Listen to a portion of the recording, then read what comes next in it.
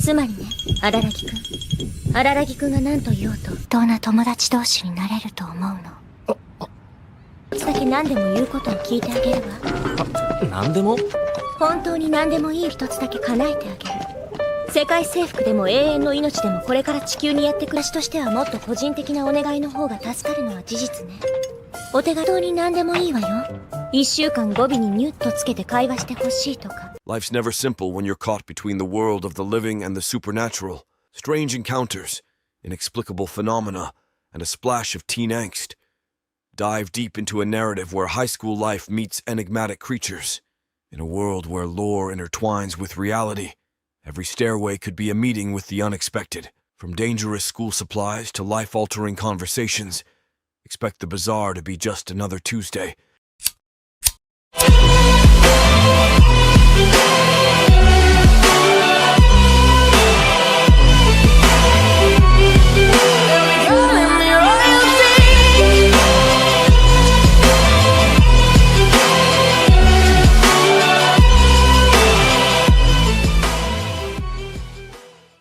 Episode 1. At the gates of Naoetsu Private High School, Koyomi Araragi is taken by surprise when, on his way to class, a girl named Hitagi Senjugahara literally falls from the sky. But that's not the only oddity. The girl weighs practically nothing. The mystery deepens when, during a conversation with class representative Tsubasa Hanekawa, Araragi learns that Hitagi, a seemingly perfect honor student, has changed significantly from her lively middle school self. Not to mention, she doesn't really have friends anymore.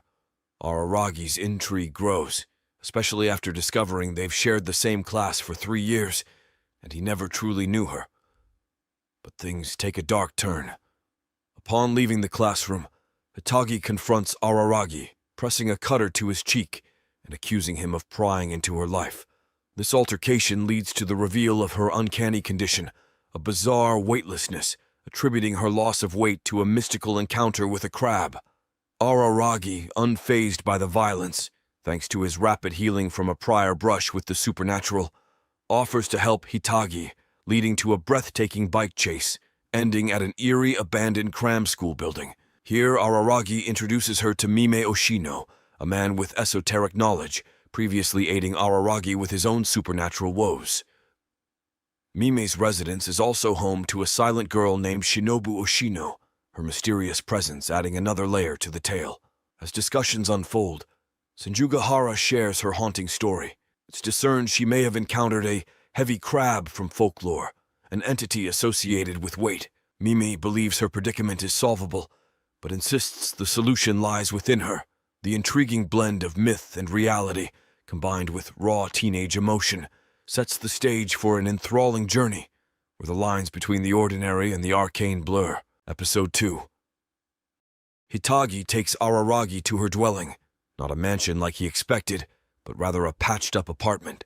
She begins to prepare for a ceremony directed by Mime Oshino by changing her clothes. As Araragi waits, he contemplates the peculiarities of their current situation, remembering that Mime had given specific instructions to Hitagi. She is to bathe in cold water and wear fresh clothes for the upcoming ceremony at midnight. In exchange for Mime's services, she would have to pay a comparatively minimal fee of 100,000 yen. While Araragi is lost in thought, he's jolted back to reality when Hitagi emerges from the bathroom, wearing nothing at all. Flustered, Araragi chides her and urges her to dress quickly. However, to his dismay, Hitagi casually moves about in her underwear, seemingly enjoying his discomfort. It becomes evident to Araragi that she might be deliberately teasing him, using her discomfort with the weight of clothing as a cover. After some back and forth, and with some hesitation from Hitagi, she eventually decides on what to wear for the midnight ceremony. Before leaving, Hitagi unexpectedly invites Araragi to Hokkaido, mentioning the delightful crab delicacies of the region. Together, they journey to Mime's residence. Mime, dressed in white robes akin to a Shinto priest, welcomes them. Despite his appearance, he confirms he isn't an official priest. They proceed through the building, which is more of a refurbished shelter than a house, making their way to a room adorned with Shimenawa ropes, candles, and shide. Mime's method to address Hitagi's weight issue involves confronting the gods responsible through prayer, not violence. As the ceremony unfolds, Hitagi reveals painful memories of her family being swindled by a cult. Not only did they lose their fortune, but a high-ranking leader of the cult also tried to assault Hitagi during her middle school years.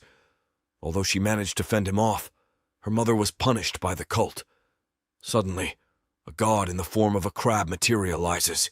Only Hitagi can see this spectral crab, whose very essence seems to be intertwined with her past. The crab, symbolic of her past burdens, violently flings Hitagi against a wall. Mimi quickly intervenes, grappling with the deity, ready to dispatch it. Yet Hitagi pleads for another opportunity. She humbly bows to the crab, acknowledging the weight of her past and her memories. Miraculously, the crab dematerializes. Hitagi's family troubles began when she was diagnosed with a severe medical condition in the 5th grade. Her mother, seeking solace, got involved in a cult. Despite Hitagi's successful surgery, her mother's attachment to the cult persisted, leading to a strained relationship and the family's eventual collapse.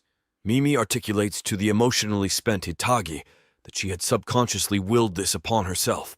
While her memories and weight have been restored, it doesn't guarantee a return to a happy family life. Despite the roller coaster of emotions, Hitagi, displaying a sincere smile, acknowledges Araragi as a true friend. The following day, Araragi wakes up, feeling unusually heavy and feverish. An attempt to weigh himself reveals the unpredictable nature of divine interventions. Episode 3.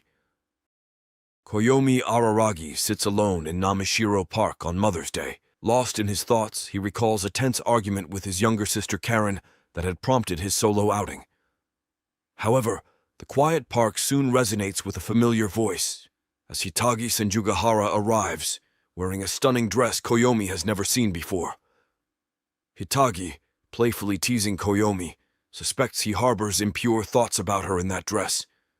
She reveals that she'd bought the dress recently, wanting him to be the first to see it. When the conversation circles back to the reason for Koyomi's solitary park visit, he deflects from the truth about his family dispute, merely saying he ended up there during a tour. Hitagi sits dangerously close to Koyomi, her proximity making his heart race. She earnestly tells him she wants to repay the favor he did for her, emphasizing her goal to stand as friends on equal ground. To Koyomi's surprise, she brings up the idea of wearing only an apron and making him breakfast, or even offering herself as his girlfriend. Although tempted, he rejects both offers, feeling they would change the dynamic between them. Seeking to lighten the mood, Koyomi changes the topic to his family troubles. He admits feeling alienated at home on Mother's Day, primarily due to his younger sister's strong bond with their mother. This estrangement, he reveals, is what led to his argument with Karen and his subsequent exit from the house. Hitagi, ever straightforward, tells him that he should reconcile with his sisters. She assures him of her support, even as she acknowledges she can't solve his family issues. Their conversation is interrupted when Koyomi spots a young girl in the distance, reading the characters on her name tag as 8, 9, and Temple. With Hitagi's help, they decipher the girl's name as Mayoi Hachikuji. Feeling a pull of curiosity, Koyomi approaches her, but his attempts at friendship are repeatedly rebuffed. Frustration gets the best of him, leading to a comical altercation with the young girl. The scuffle ends with Mayoi unconscious after a judo throw from Koyomi. Though victorious, Koyomi feels ridiculous, especially under Hitagi's disapproving gaze. Nonetheless, wanting to help, they find out the address Mayoi has been searching for. As they guide Mayoi towards her destination, she suddenly labels herself a lost child, or more ominously, a lost snail. The air grows thick with intrigue as the day unfolds, hinting that there's more to Mayoi's story than meets the eye. Episode 4. Koyomi Araragi listens intently as Mimi speaks through his phone, detailing the oddity they're currently up against. Lost cow, Mimi says, or better known as the lost snail. With this cryptic information, Araragi, accompanied by Hitagi Senjugahara and the persistent Mayoi Hachikuji, continues their journey. Their steps lead them to where Senjugahara's house once stood, now replaced by a road. The passage of time and urban renewal has changed her old neighborhood significantly in just a year. As they navigate the streets, Araragi finds it challenging to walk with Mayoi clinging to him. He suggests she keep her distance, but she becomes defensive. Their banter ensues, touching upon subjects from the Parent-Teacher Association acronym to tongue twisters. All the while, they're struggling to find Mayoi's mother's address. Araragi is baffled when they get lost multiple times. In desperation, Senjugahara attempts to use her phone's GPS, but it curiously goes out of range. Mayoi, growing despondent, reveals that her mother lives at the sought-after address, and despite her many attempts, she's never successfully found the house. Back at Namashiro Park, Araragi tries to comfort the distressed Mayoi, who speaks about her mother and her own past. Their conversation takes a dark turn when Mayoi snaps and bites Araragi's fingers, prompting him to knock her unconscious in self-defense. Shortly after, Tsubasa Hanekawa appears on one of her routine Sunday walks. She chats with Araragi and tries to assist the lost Mayoi, but he assures her that Senjugahara is seeking help. Before leaving, Hanekawa remarks that she doesn't recognize the name Tsunade when Araragi inquires about it. As Hanekawa departs, Araragi receives a call from Senjugahara's phone. On the other end, a disgruntled Memi complains about Senjugahara interrupting his relaxation. When Araragi mentions Mayoi Hachikuji and the oddity they're facing, Meme admonishes him for recklessly diving into such situations. However, just when Mame is about to decline Araragi's plea for help, Senjugahara's sharp threat changes his mind. Reluctant to converse over the phone, Mimi decides he'll relay the information they need through Senjugahara when she returns. For now, Araragi is left waiting in the park with Mayoi's company, contemplating the mysterious oddity and the challenges ahead. Episode 5. In the stillness of the park, Koyomi Araragi listens to Mayoi Hachikuji recount her past, the story flowing like a stream of old memories. As the only child of parents torn apart by a bitter divorce, Mayoi was placed under the care of her father. Her contact with her mother was severed so drastically that the image of her mother's face became a distant, hazy memory. The atmosphere changes as Hitagi Senjugahara makes her entrance, her face filled with a mix of regret and revelation. She turns to Koyomi with an apology, her voice heavy with information she's about to relay. The truth about Mayoi tumbles out. She doesn't truly exist in their world as she's no longer living. As a spectral entity, a lost snail, Mayoi is visible only to those harboring an unconscious wish to avoid home. She becomes an obstacle, leading astray those who, deep down, don't truly wish to reach their intended destination. Hitagi's revelation holds a personal undertone. She couldn't see Mayoi, yet she remained silent about this inability. The fear of being perceived as different once again held her tongue. Drawing from the knowledge provided by Mime Oshino, they learn that as a ghost, Mayoi cannot adjust to post-mortem environmental changes. Therefore, using roads constructed after her death prevents her from leading them astray. Guided by this insight, they locate the address of Mayoi's mother. Instead of a house, they find an empty plot of land. Yet, the vacant lot doesn't dampen Mayoi's spirits. Her eyes shimmering with happiness, she announces she's finally reached her destination, home. With a gentle, almost imperceptible sigh, she vanishes. In the wake of Mayoi's departure, Hitagi gazes at Koyomi, her eyes reflecting vulnerability and sincerity. She confesses her budding feelings, revealing that she's deeply smitten by him and his unwavering drive to assist anyone in distress. To this heartfelt revelation, Koyomi reciprocates, setting the foundation of their bond on openness and trust, emphasizing that they shouldn't keep secrets from each other. As the tale seems to find its conclusion, a familiar face reappears. Koyomi encounters Mayoi once more, her presence less weighty but equally real. With a playful twinkle in her eye, she shares her newfound status. From a lost soul, she's transitioned to a wandering spirit. With a laugh that carries the weight of centuries and the lightness of a fleeting moment, she expresses her wish to drop by and visit Koyomi from time to time, adding another layer to the intricate tapestry of their interconnected fates. Episode 6. On a day tinted with the urgency of upcoming exams, Koyomi Araragi strides towards Hitagi Senjugahara's house, eager to take advantage of her offer to help him study. The ever-present Mayoi Hachikuji, still playful and mischievous, jests about the nature of his impending study session with Hitagi, her words dripping with light-hearted teasing. In the midst of this, a swift and determined figure approaches Koyomi, Suruga Kanbaru, The underclassman's athletic frame is in motion, each step echoing her love for running. As they converse, Suruga's admiration for Koyomi becomes evident, her words imbued with respect, and maybe a hint of something deeper. When Koyomi, trying to proceed on his way, mentions Hitagi's name, a change takes over Suruga.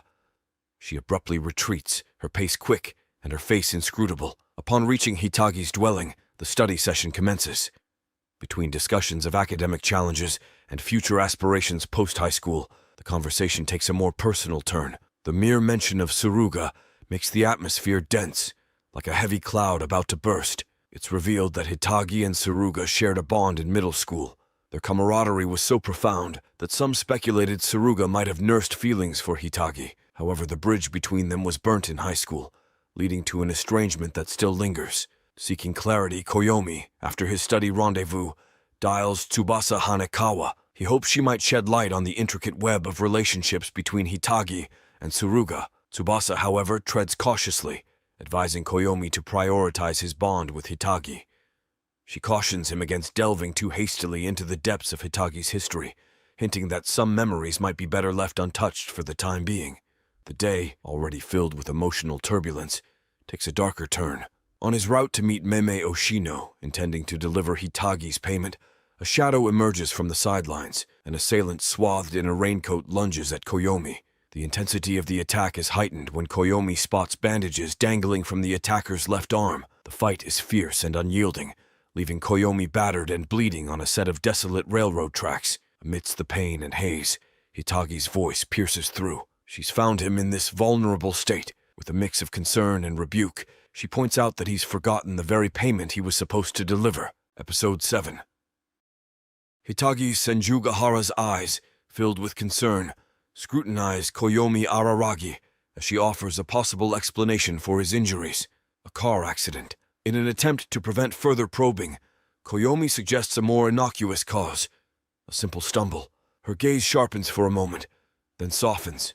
Whether convinced or choosing to believe him, she lets the topic drop. Later, Koyomi, propelled by the previous night's violent encounter, finds himself outside Suruga Kanbaru's residence. As he steps into her private sanctuary, he's immediately struck by an overwhelming sight. The room is a sea of red, each wall lined with red books. It feels like stepping into another world, each book possibly holding secrets and stories that echo Suruga's life. Suruga's voice, infused with a mix of regret and shame, slices through the silence. She confesses to the assault from the previous night. Koyomi's curiosity, already piqued by the unfamiliar surroundings, now turns to Suruga's uncanny strength. In response, Suruga reveals a chilling sight. Her arm not truly human, but rather a grotesque semblance of a monkey's paw. Further catching Koyomi off guard, Suruga declares her sexuality with an unflinching straightforwardness. She identifies as a lesbian. Koyomi's mind reels, grappling with this unexpected revelation.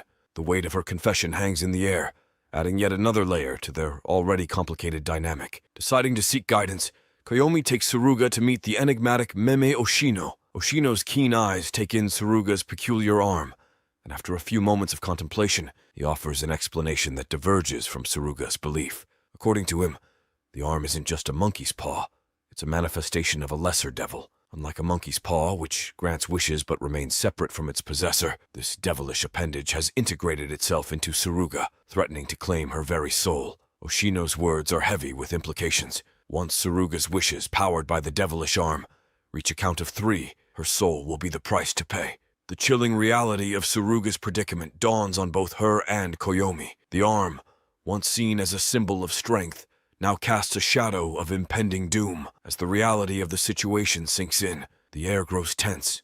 The bond between Koyomi and Suruga is tested, reshaped and strengthened by their shared trials. With secrets laid bare and dangers acknowledged, they face the road ahead, knowing that every wish and action carries profound consequences. Episode 8.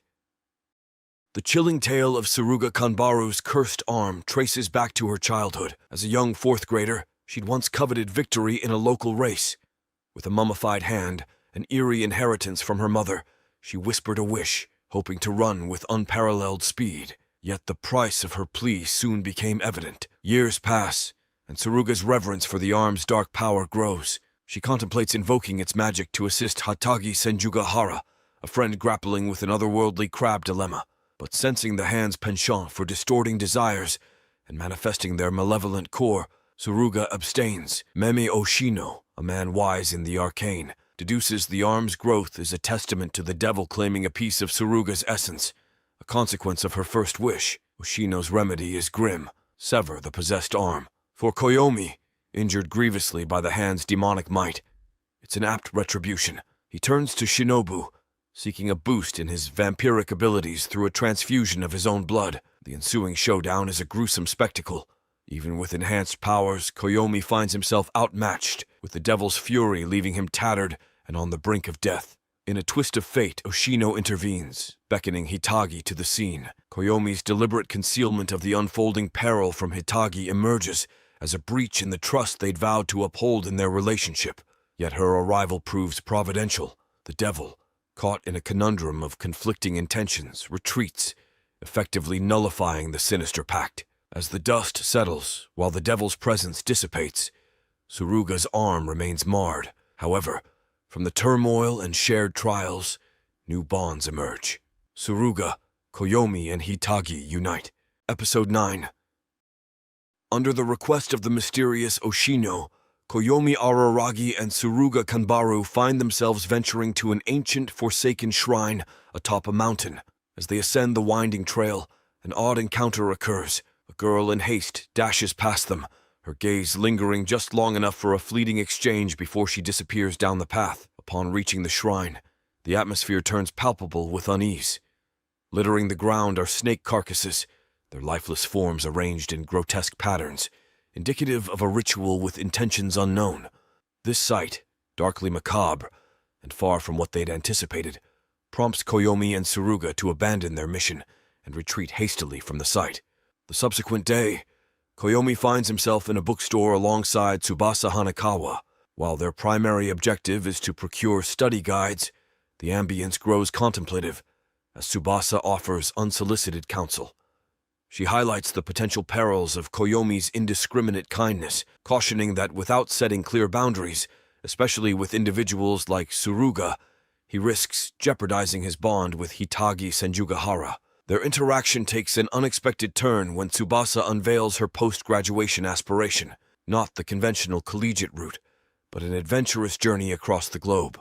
But their conversation is cut short by a sudden, piercing headache plaguing Tsubasa, compelling her to exit abruptly. Amidst the labyrinthine aisles of the bookstore, Koyomi once again encounters the fleeting girl from the mountain. A moment of revelation strikes him. She is Nadeko Sengoku, a childhood acquaintance connected to his younger sisters. Unwilling to let their paths cross without intervention, he, alongside Suruga, intercepts her at the shrine. However, what unfolds upon returning to Koyomi's residence is nothing short of harrowing. Nadeko, with a mix of desperation and vulnerability, discards her attire, revealing a sight that makes Koyomi's blood run cold. Her once flawless skin now bears a startling resemblance to snake scales, a transformation that seems as sinister as it is unnatural. Eyes brimming with fear and hope alike, Nadeko's voice quivers as she beseeches Koyomi for salvation from her affliction. In the quiet ambience of the room, one thing becomes undeniably clear. Beyond the everyday dilemmas of adolescence and relationships, Episode 10. In a realm where the supernatural intertwines with the fabric of daily life, Koyomi Araragi finds himself confounded by another enigma, this time revolving around Nadeko Sengoku. Nadeko, a childhood acquaintance now branded with ominous snake-scale marks, is in dire straits. Her vulnerability is palpable, and the urgency to understand and reverse her affliction grows. The ever-enigmatic Oshino provides a revelation. Nadeko is ensnared by a snake constrictor. This isn't a mere physical entity, but a spiritual force, a spectral serpent that gradually saps the very essence of life from its prey. As the narrative unfurls, the circumstances that led to Nadeko's affliction emerge. A classmate, envious and scorned, had cast a curse upon Nadeko. Nadeko had unknowingly spurned the romantic advances of a boy cherished by this classmate. Ordinarily, such a curse, born out of the whims of amateurish endeavors, would remain inconsequential. However, Nadeko inadvertently amplified its potency. During an attempt to counteract the curse, She conducted a ritual at the very shrine that Koyomi and Tsuruga had chanced upon. In a bid to salvage the dire situation, Koyomi procures a potent charm. This charm is no ordinary artifact. It possesses the power to dispel the snake constrictor. Armed with hope and determination, they venture back to the shrine. What follows is a ritual imbued with tension and anticipation. Initially, it seems as though they've tasted success. The ritual, in all its arcane glory, appears to have severed the sinister bond between Nadeko and the spirit. However, in a cruel twist, Koyomi discerns a shocking truth. Nadeko is ensnared not by one, but two snake constrictors. The second curse, a manifestation of the wounded ego of the rejected boy, lurks ominously. With the first spirit banished, the second spirit becomes brazen, its intentions malevolent. A battle of wills and power ensues, as Koyomi, aided by Tsuruga, confronts this ethereal foe to shield Nadeko from its lethal intent. Through tenacity and teamwork, they repel the entity, but it's a bittersweet victory. Koyomi grapples with a profound sense of guilt, for the snake constrictor, though driven away, remains undefeated. In the stillness that follows, the weight of their actions and decisions hangs heavy. Each choice, each step, ripples into consequences both seen and unforeseen, and the interplay of fate, choices, and supernatural forces continues to shape their destinies. Episode 11. In a momentary respite from the pressing present, memories from Golden Week flood Koyomi's consciousness. A vivid tableau of events unfolds. Tsubasa Hanekawa's transformation into a mysterious white Catwoman, a creature of primal energy and untamed power. This Catwoman, though ethereal and captivating, possessed a dangerous predilection. She preyed upon the living, siphoning their vitality to satiate an insatiable hunger. Emerging from this retrospective haze, Koyomi is brought back to the present by the sight of Nadeko Sengoku, waiting patiently outside his school. Their conversation veers towards Shinobu and her enigmatic ways. Nadeko observes the distinctive manner in which Shinobu regards her, and Tsuruga, a gaze starkly different from the one she reserves for Koyomi and Oshino. This insight, seemingly innocuous, hints at layers of complexity and relationships still unexplored. The scene morphs when Tsubasa makes her appearance. Nadeko's abrupt departure leaves an atmosphere tinged with a sense of something left unsaid. Tsubasa, ever the observant one, shares a growing concern that has been percolating within the school's grapevine. Whispers and hushed conversations speak of Koyomi's changed demeanor, and many believe he's exerting a detrimental influence over Hitagi. As their conversation meanders, Tsubasa is once again afflicted by a familiar and unwelcome sensation. Koyomi, deeply attuned to Tsubasa's struggles, can't help but draw parallels to the events of Golden Week. The climax of this perilous gambit saw Shinobu intervene. This act of vampiric consumption saw the white Catwoman dwindle, her power ebbing away until the entity was no more. Left in her stead was Tsubasa, vulnerable and human once more. The intertwining of past and present serves as a poignant reminder. Every individual is an amalgamation of their experiences, struggles, and choices. And as the past shapes the present, so too does it cast shadows upon the future, with mysteries and challenges yet to be unraveled. Episode 12. Beneath the gentle hum of ambient chatter and the clink of cutlery against porcelain, Hitagi and Koyomi find themselves seated across from one another, engaged in the timeless dance of conversation. With her signature style, a blend of sarcasm and insinuation, she nudges Koyomi into the direction of a date. Yet when the day of their rendezvous arrives, Koyomi is tardy. The anticipation of what's to come makes every passing minute feel longer. But when he finally reaches their meeting spot, he finds Hitagi unperturbed by his delay. The journey that ensues takes an unexpected turn when Hitagi's father becomes their chauffeur. The car's confined space amplifies the tension. Koyomi, seated in the back, becomes the focal point of Hitagi's playful teasing. Her laughter, like the tinkling of wind chimes, fills the car's interior. In a surprising move, Hitagi leaves Koyomi alone with her father. The weight of responsibility presses down on Koyomi's shoulders as her father speaks. The confessions of a father, burdened by the absence from his daughter's life, are laid bare. He speaks candidly, sharing his regrets and hopes, and implores Koyomi to be the protective presence that he, himself, often cannot be. The gravity of the moment is soon disrupted by Hitagi's return. She leads Koyomi to a secluded spot, a blanket meticulously spread on the ground, inviting them to lay side by side. The heavens stretch out in an infinite expanse, dotted with countless stars. Each luminescent orb shines brightly, mirroring the emotions that bubble within Hitagi. She shares with Koyomi a poignant sentiment. In this realm of constellations and whispered confessions, she confesses her love for him. The words, raw and heartfelt, hang in the air, awaiting Koyomi's response. With a sincerity that matches hers, he reciprocates. As the night envelopes them, Hitagi's voice cuts through the stillness once more.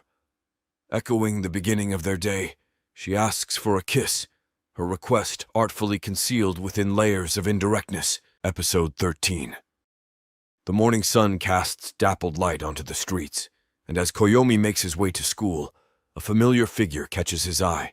It's Mayoi, seemingly lost in her own world in the middle of the road.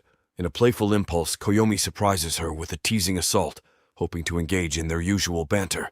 Mayoi's reaction is different. Overwhelmed by panic and confusion, she reacts violently, resulting in Koyomi's finger bending in a way it definitely shouldn't.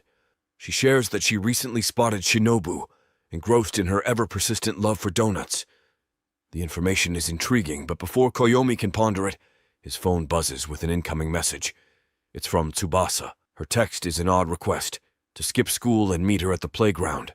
His curiosity piqued, Koyomi arrives at the location to find Tsubasa, oddly clad in her pajamas and donning a peculiar hat. The scene is surreal, and her attire puzzling. Their conversation drifts to her recurring headaches. The air grows tense as Koyomi, suspecting something amiss, persuades her to remove the hat. An urgent need to seek Oshino's help pushes them to make their way to his dwelling. As they approach, an unusual sight greets them. Oshino, usually so composed, is engrossed in an act of burying something in the earth. The peculiarity of the moment weighs heavily in the atmosphere. Upon entering the premises, Oshino's swift actions catch them off guard. Without warning, he strikes the side of Tsubasa's head, causing her to crumple, unconscious. A chilling silence fills the room. Oshino, sensing Koyomi's confusion and distress, elaborates on the situation. Tsubasa, he reveals, is in the process of transforming. She's already half-cat. The realization dawns upon Koyomi, and as if to further confirm Oshino's words, a startling transformation occurs before his eyes. Tsubasa's normally dark tresses bleach into a snowy white, and in this ethereal visage, the true nature of the cat becomes glaringly evident. Episode 14. The subdued lighting inside Oshino's place only accentuates the gravity of the situation. With the cat now temporarily suppressed, Oshino takes the time to delineate the complexities surrounding Tsubasa's affliction to Koyomi. Each word further solidifies the notion that Tsubasa's circumstance is dire and intricate, weaving in elements of suppressed emotions, ancient oddities, and latent powers. Koyomi's mind races. He recalls the formidable powers of Shinobu. However, just as this beacon of hope starts to shine in Koyomi's heart, he's hit with the crushing news. Shinobu has vanished. Yet, in an unexpected twist of events, the cat, the very embodiment of Tsubasa's turmoil, emerges not as an adversary, but as an ally. As the two tread the labyrinthine streets of the city, the revelation is profound. The cat is the manifestation of Tsubasa's pent-up stress. It's not just any stress, but that born from a torrent of suppressed emotions, chief among them being her unrequited feelings for Koyomi. The cat continues, suggesting a radical solution. The cat's words hang in the air, heavy with implication. For the oddity to be sealed away permanently, Koyomi would need to reciprocate Tsubasa's feelings. This startling revelation places Koyomi at a crossroads, torn between his emotions, responsibilities, and the dire need to protect his friends. The city lights blink in the distance. Episode 15. The city's muted noises act as a faint backdrop, almost as though mirroring the storm raging within Koyomi. The cat's revelation about Tsubasa's feelings hits him like a freight train, rendering him almost motionless as he tries to process this newfound knowledge. The streets around him blur into insignificance, his entire world momentarily narrowing down to this singular, shocking piece of information. Why would she feel that way about me? Koyomi mutters to himself. Before he can delve any further into his feelings, the cat's voice slices through the air, presenting him with an even more alarming proposition. In order to truly free Tsubasa from her affliction, the cat suggests he should sacrifice his own life. Yet, the cat's sinister voice taunts him, suggesting that in this dire predicament, no one will come to his aid. Desperation seeping into his every pore, Koyomi musters the strength to call out for the one ally who might change the course of this confrontation. "Shinobu!" he cries out, his voice echoing with a mix of hope and despair. With the immediate threat neutralized, dawn paints the city in hues of orange and pink. A new day brings new responsibilities. Koyomi, feeling the weight of the previous day's events, heads to Oshino's familiar haunt, hoping to retrieve Shinobu. The day wears on, and as the sun begins its descent, casting elongated shadows on the ground, Koyomi, along with Hitagi, Suruga, and Tsubasa, reconvene at Oshino's place. Their combined efforts to locate the elusive mentor yield no results. As night blankets the city, the quartet finds themselves bathed in the soft glow of streetlights. Silence pervades the group, each lost in their own thoughts. It's Koyomi who breaks the quietude, his voice carrying a mix of sadness and understanding. "Oshino believed in me," he muses. "He knew I could handle the challenges that lay ahead." Ending. And that is Bakemonogatari. If you want more binge-worthy anime recaps like this, don't forget to hit the like and subscribe button, and definitely do not forget to comment an answer to our question of the day. Thanks for tuning in.